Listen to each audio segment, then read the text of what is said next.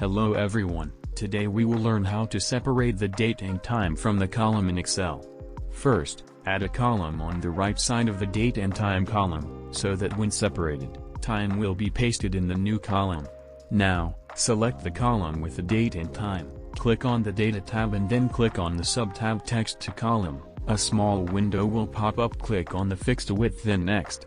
Now you can see the separator line in the preview box. Click on the Finish. See, date and time has been separated.